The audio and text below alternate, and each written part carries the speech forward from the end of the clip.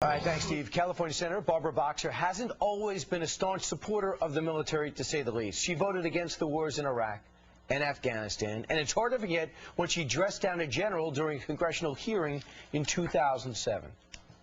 Well, why has it been delayed? Ma'am, at the LACPR is... do me a favor. Could you say senator instead of ma'am? Yes, it's just a thing. I worked so hard to get that title, so I'd appreciate it. Yes, thank you. Yes, Senator. So why is the Veterans of Foreign Wars PAC, Political Action Committee, endorsing her? And critics say this is just the latest example of the VFW PAC backing the wrong candidates. Retired U.S. Marine Corps Lieutenant Colonel Orson Swindle is outraged about the endorsement, and he's joining us today to explain why. So you're not happy about this. Explain. Well, I'm not happy, but more importantly, the VFW is a fine organization, has been a fine organization. I hope one day will be a fine organization again. There are some 3 to 4 million members. The membership of the VFW is enraged. The VFW PAC is only, I think it consists of maybe a dozen people, and it sits apart from the larger organization. And it has written in its creed that it'll endorse members, candidates who support the troops and our national defense mission, and they've endorsed a dozen or so very liberal or progressive Democrats who have opposed the war, voted against pay raises for the military, and it's just a total hypocrisy and contradiction of what the VFW stands for. That's got the membership around the country, and I would assume around the world too, because a lot of us are overseas, enraged with the VFW. It's obscene, and it's rather disgusting that they would go out of their way.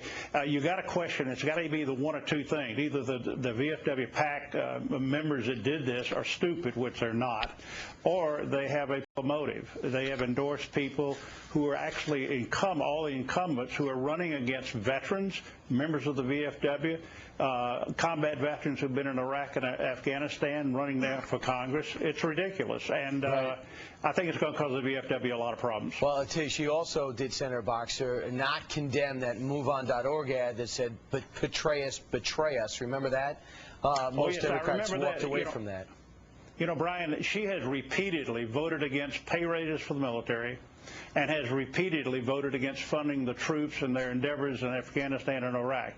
And then she insults a general, and it shows the shallowness of who she is. She's one of the less distinguished members of the Senate that we have, and I think it's obscene. We've got a chance to elect Carly Fiorina, senator from California.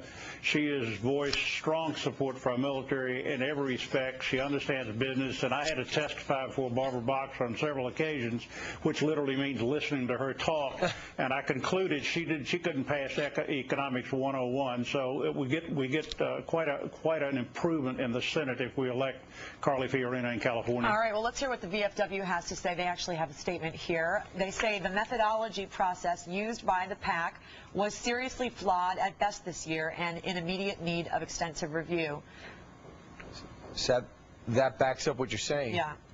I think it's absolutely correct, and I have a number of friends in the leadership, and I have talked to several of them over the past 3 or 4 days, and one of them in particular vows that they will soon be taking up the question of whether the PAC should even exist. I mean, this is a traitorous act on the part of the PAC toward the members and the leadership of the VFW. And if anyone doubts your patriotism, not only you served this country, you were shot out of the sky in 1966 and also were held as a POW. So you've already given to the country and you're still fighting. Well, thanks so much for your time. Nice to be with you again. Thank you.